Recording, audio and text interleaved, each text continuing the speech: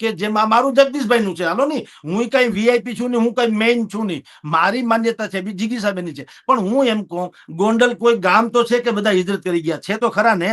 બધા જ સ્વતંત્ર મીડિયાઓએ જે ઊભી બજારે નીકળવું જોઈએ, કાયદેસર ઊભી બજારે, અને લઈએ આપણે એને બધાના રિવ્યુ લઈએ કે ભાઈ તમને અહીંયા આના બીજું તો શું થઈ શકે બેન? સ્વાભાવિક પરમ દિવસે બીજું તો હું ગોંડલની અંદર એનું કારણ હજી બેન લેટ મી બેન મને પત્રકારો એવા પણ હતા કે જેણે મને કીધું કે ગોંડલની અંદર અમે પત્રકાર તરીકે અમે ઘણી વસ્તુઓ છાપી નથી શકતા કારણ કે અમને પણ મારવામાં આવે છે. હવે તમે ધરતી ઉપર જે કઈ પણ થઈ રહ્યું બિલકુલ છે ને, બેન, આનો મેં તમને ઇલાજ કીધો, આજ થઈ શકે. જોઈએ. જુઓ બેન, તમે ક્યારે અનિરુદ્ધસિંહના ગ્રુપ પાસેથી જયરાજસિંહના વખાણ સાંભળી ન શકો, જયરાજસિંહના ગ્રુપ પાસેથી અનિરુદ્ધસિંહના વખાણ સાંભળી ન શકો. આ દીવા જેવું. અને ઈ ગ્રુપ બે મોટા પાયે છે. મતલબ એવો થાય કે એવો થાય ગોંડલમાં કોઈ અવાજ ઉઠાવે તો એનો મતલબ એમ થાય કે કોઈ નહીં, જો હજી બોલવાનો અધિકાર જ નથી ને. પણ હજી કોઈને નહીં, મેં ગ્રુપની વાત કરી. સાંભળો, તમારા આ જ પ્રોબ્લેમ છે. મેં તમને ગ્રુપની વાત કરી કે જયરાજસિંહ ક્યારે એમ ન કે ભાઈ મહિપતસિંહના દીકરા અનિરુદ્ધસિંહ સારા, બરાબર, અનિરુદ્ધસિંહ ન કે જયરાજસિંહ સારા, એટલે એના પાછળ ઈ બે વ્યક્તિ નથી. સાંભળો તો ખરા ભાઈ સાહેબ, પણ સાંભળો. અરે ભાઈ, તમે તો ઉજાગર કરો, તમારા ઉજાગર ની ક્યાં કોઈને ખબર નથી. તમારા ઉજાગર નું આવે શું મને કયો? તમે શું છો? તમારી પાસે કઈ ઓથોરિટી છે? તમારી પાસે સોરી ઉજાગર નહીં. આ તો આપણે આપણી જાતને ચમકાવવા જેવી વાત થઈ. એટલા માટે તમે મારી સામે બેઠા છો, બાકી એની પહેલા તમે મને નતા ઓળખતા, અને એટલા માટે તમે છે ને કોઈની ચાપલુસી કરવા માટે આવ્યા છો. કાલના તમારા વિડીયો જોયા મેં, બરાબર? તમારે જે સમજવું હોય સમજો, બાકી કાલના તમારા જે વિડીયો છે ને ભાઈ, એના ઉપરથી અમને કાયદેસર ખબર પડે છે કે તમે શું કરી રહ્યા છો. રાજકુમાર તમારે જે તમારો વિષય છે, ઘટનામાં પણ તમે આરોપીઓને છાવરતા હતા. અને તમે નહીં, આખી તમે પણ 1000% કહું, તમે હો વાતની એક વાત, તમે ક્યાંય નાના આવી રીતે ન્યાય નીકળવા, આમ તમારી છબી ચમકાવવા નીકળોમાં બેન, સાંભળજો, એમાં તમે દરબારને ક્ષત્રિયોનો વિરોધ કરી સત્યાનાશ નો કરો છો. હવે તો મને બોલવા દો, તમે જે બોલો છો તો. તમારા જેવા જેટલા લોકો ત્યાં આવે છે, આવીને પ્રેસ કોન્ફરન્સ કરીને વહી જાય કે હું ત્યાં ન્યાય મળી જાય છે, નેવર. તમારી છબી ચમકે છે. પેલા તમે કોંગ્રેસમાં હતા, પછી તમે આ નેશનલ પાર્ટીમાં ગયા, પછી તમે ચિરાગભાઈ ત્યાં ગયા. શું હાલી મળ્યા છો? કાંઈ હાલે નહીં બેન, એવું કઈ થાય નહીં. હો વાત ની એક વાત, તમારે પાટીદારોને ન્યાય અપાવવું તો તમારા સરકાર પાસે તમે એમાં આપો. કોઈ તમારી લડત નું શું આવે? સરકાર, તમે સરકાર કરતા મોટા થઈ ગયા, ખાલી શું મળ્યા છો? કાંઈ કોઈની ન્યાયની લડત નહીં. હવને પોતાની છબી ચમકાવવી છે. હો વાતની એક વાત, ઈ ન હાલે. જગદીશભાઈ, એક વખત તમે પત્રકાર તરીકે દિલ ઉપર હાથ રાખીને કહી દો, વિનુભાઈ સિંગાડાનું મર્ડર કોણે કર્યું? પોપટભાઈ લાખાભાઈ સોરઠિયાનું મર્ડર કોણે કર્યું? નિલેશભાઈ નું મર્ડર કોણે કર્યું? તમે ખાલી આટલી વાત એક વખત દિલ ઉપર હાથ રાખીને પત્રકાર તરીકે કહી દો. અરે દિલ નહીં, હું અહીંયા તમારી સામે હાથ રાખીને કહું, દિલની ક્યાં કરો? કોણે મર્ડર કર્યું? જયરાજસિંહ ટેમુભા જાડેજા ઉપર એનો આરોપ છે. લ્યો હાલો, આરોપ તમને નથી ખબર? એક પત્રકાર તરીકે તમે દિલ ઉપર હાથ રાખીને તમારા તો તમારા સરકારનું કયો ને, પણ અદાલતનું કયો ને, અદાલતથી મોટા છીએ. મેં નજરે નથી જોયું. સાંભળો જીગીસાબેન, મેં નજરે જોયું નથી, સાંભળી લ્યો. પણ આરોપ છે તો તમને કહું છું. ના કાંઈ હાલે નહીં. પણ તમારી અદાલત શું કરે, તમારી સરકાર શું કરે, તમારા પાટીદાર શું કરે, આની શું મળ્યા? મેં નજરે નથી જોયું. દિલ ઉપર હાથ રાખી પત્રકાર તરીકે દિલ પૂછ નહીં, હું તમને કહું છું ને, મેં તો નામ આપ્યું. તમે રેવા દો. તમે આવી ખોટી ચાપલુસાઈ તમે ન કરો. પાટીદારોને ઉશ્કેરીને તમારી છબી ચમકાવવાની કોશિશ ન કરો. 100 વાતની એક વાત, જે કાંઈ છે એ દંત કથા છે ને રેકોર્ડ ઉપર છે. એમાં મારા કહેવાથી કાંઈ થવાનું નથી. હું માનું કે ન માનું, મારા કહેવાથી કાંઈ થવાનું નથી. જે છે એ દંત કથા છે.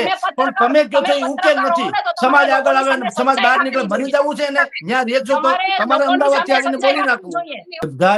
બધા જ પ્રશ્નો ત્યારે થાય જ્યારે મેં એમ કીધું હોય કે જયરાજસિંહ ટેમુભા જાડેજા નિર્દોષ છે, એની ઉપર આરોપ ખોટા છે, ગોંડલમાં કાયદાનું શાસન છે, સરકારને કાંઈ ખબર નથી. જીગીસાબેન જેવા જે કેટલાક જાગૃત મહિલાઓ કે કાર્યકર્તાઓ એને જ ખબર છે. આવી વાત મેં કરી હોય તો તમારી બધી જ વાત સાચી. એક માત્ર અમે તો સીધી વાત કરી છે કે તમે ને હું જે ચર્ચા કરીએ છીએ બેન, એ સરકારને ખબર નથી. મારો પ્રશ્ન એ છે, જો કાયદાનું શાસન છે, જગદીશ મહેતાનું શાસન નથી, જિગીસાબેન નું શાસન નથી, શાસન કાયદાનું છે ને. તો આજે તમને હુરાતન ચડ્યું કે કાલ મને હુરાતન ચડે એનું આવે શું? જો ગોંડલમાં બધી જ પ્રકારનો ખોફ, રોગ, ધાક, શાક બધું છે, તો રાજ્ય સરકાર, આ શાસન તો ભાજપનું ને સરકારનું છે કે જિગીસાબેન નું, જગદીશભાઈ નું છે? મારે જેમ તમે કીધું બેન કે એક વ્યક્તિ દરબાર ભરે તો આ શર્મનાક નથી, તો તમે વિચાર કરો જિગીસાબેને કે જગદીશભાઈએ પણ જો કઈક પક્ષ લેવો પડે એ શર્મનાક નથી? કાયદો નથી કેતો ત્યારે જિગીસાબેન કે છે ને કે ન્યા આવું ચાલે છે. તો એ વાત તો હું કરું છું. મેં ક્યાં અત્યારે આ જાટ સમુદાયનું જે ઓલા છોકરાનું થયું, દાખલા તરીકે મારા છાપામાં એમ લખ્યું હોય કે ભાઈ આ ખોટો આરોપ છે, જયરાજસિંહ તો બહુ સજ્જન માણસ છે ને આની ઉપર ખોટો આરોપ છે જાટ સમુદાય, તો તમારી વાતે વાજીબ છે. અમે તમે નથી કહેતા એટલા પ્રશ્નો તો અમે કર્યા છીએ. અને એકમાત્ર શાયદ કદાચ હું એવો પત્રકાર હોઈશ કે જે જયરાજસિંહ બાપુના ઘરે જઈને પણ, જયારે એના એક ફંક્શનમાં બોલાવવામાં આવ્યા, એના ઘરે જઈને પણ મેં કીધું કે મને અત્યારે જો કોઈનો ફોન આવે, તમારો ચા મારા હાથમાં છે, દિલ્હી થી માંડીને કોઈ પણ ચેનલ નો ફોન આવે મને એમ કોઈ કે જગદીશભાઈ ગોંડલમાં બાહુબલી નેતા કોણ છે, તો હું લખું નામ તમારી સામે અહીંયા હું બેઠો હતો, અહીંયા જયરાજસિંહ બેઠા હતા, સામે ગણેશ, અહીંયા ગીતાબા બેઠા હતા, મારા ધર્મપત્ની અને દીકરી હતા. મેં કીધું હું એને સીધું કઈ નામ લખો, જયરાજસિંહ ટેમુબા જાડેજા. તો તમે જે બેન પ્રશ્ન કરો છો એ તો હું કહું છું, પણ એનો મારો કહેવાનો આશય એ છે, આ જે બેન જિગીસાબેન જેવા પ્રયાસો કરે છે એનો ઈલાજ નથી. સરકાર જે છે એને ધારે તો જિગીસાબેન ખોડલધામ થ્રુ સરકાર ઉપર પ્રેશર પડાવી, ધારાસભ્યો ભારતીય જનતા પાર્ટીના છે, એટલે જેને બધી ખબર છે, જેના હાથમાં બધું છે, એને કઈ કરવું નથી. હું ને તમે, હું જયરાજસિંહ નો માણસ, જિગીસાબેન જે છે એ નિર્દોષ ને લડાયક મહિલા, તો આ ધંધો ક્યાંથી? જેને પાસે બધી ખબર છે. અચ્છા, સંતોષબેન જાડેજા શું હતા એ ચીમનભાઈ પટેલ ને ખબર નથી? મને તમે કયો. કાંધર જાડેજા શું છે સરકારને ખબર નથી? દીનુ બોઘા સોલંકી શું છે સરકારને ખબર નથી? હાલી હું મળ્યા છો, એને બધું હલાવવું છે, એને સરકાર ચલાવી છે, ટેસડા કરવા છે, તમને મને મરવી નાખવા છે. ઈ કઈ રીતે ચાલે? મારો પ્રશ્ન એ છે કે જેની જવાબદારી છે એ લોકો કઈ કરતા નથી, અને આપણે તમે જયરાજસિંહ માંથી પૈસા લઈએ, તમે જયરાજસિંહ માસી છોકરા, અરે છોડો જેના હોય એના. હું તમને કોઈ ફાંસીએ ચડાવી દો ને, કેસ કરો, અદાલત જેવી કોઈ ચીજ છે કે નહીં? તમારી પાસે આટલા ડોક્યુમેન્ટ, તમે એમ કહો કે હું એમ ઈચ્છું છું, પ્લીઝ તમે એમ કહો છો કે હું એમ ઈચ્છું છું કે સરકારના ધ્યાનમાં આવે. સરકારમાં ધ્યાનમાં નથી એવું તમે માનો છો? તમે કેવી વાત કરો બેન? અત્યારે મને કેટલી છીક આવે. હું આ તિલક અત્યારે લાલ કરું છું, પેલા હું ગોળ કરતો હતો. હમણાં કોકે મને કીધું સાહેબ આલ્યો ચંદન બહુ સારું છે, આમ તિલક કરજો. મેં ઓલી તિલક કરું તો એને મને કોમેન્ટ મળે છે કે સાહેબ કેમ ચાંદલો બદલાયો, પેલા તમે સ્વામિનારાયણ ધર્મ પાળતા હતા, હવે તમે ફલાણા ધર્મ. આટલા જો લોકો અત્યારે અવર હોય, હોશિયાર હોય, તૈયાર હોય, તો એ સરકારને ખબર ન હોય? તમે તો મત શું કામ મળે છે? અને અહીંયા નહીં, આખા ગુજરાતમાં હાલો, ગોંડલમાં જયરાજસિંહ નું ખોફ છે ને બધું છે, તો આખા રાજ્યમાં શું છે? બધા ઠેકાણે જયરાજસિંહ નો ખોફ છે. શું કામ જીતી જાય છે ભાજપ?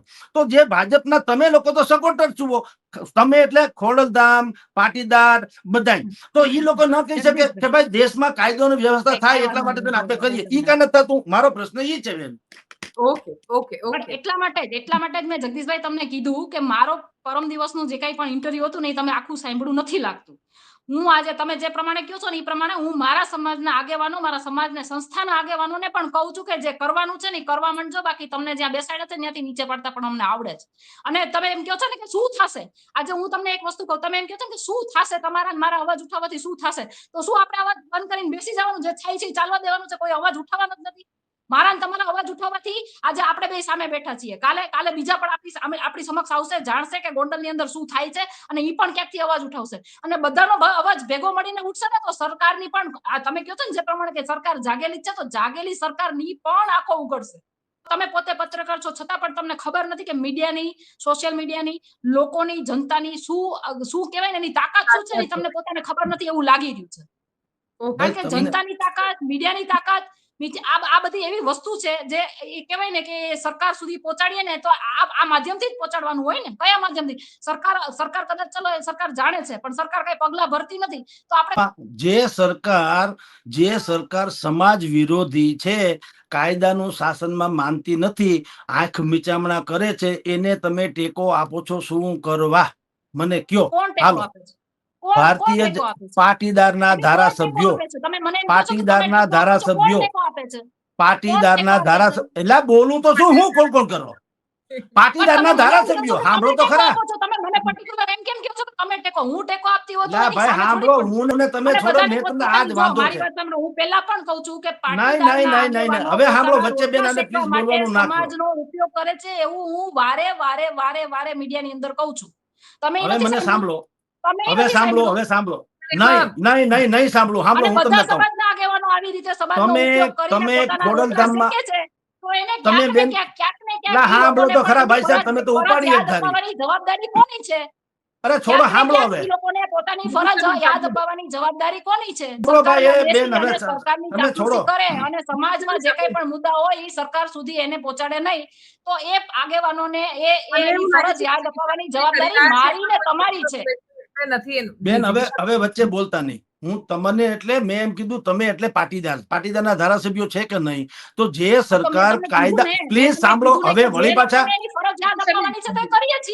હવે ના કરીએ ખરખરા ના કરો. સાંભળો ખરખરા મને મારી વાત સાંભળી લો.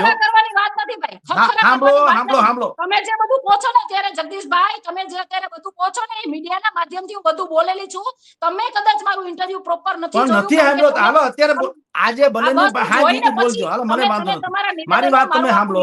જોઈ મારા નિવેદનો ભાઈ ઇન્ટરવ્યુ ને ધોઈ પીવા સાંભળો બેન તમે ધોઈ પીવાની વાત નથી પણ અવેરનેસ કાઈ નથી તમે બોલ્યા તમને અવેરનેસ નથી કે મેં શું કીધું.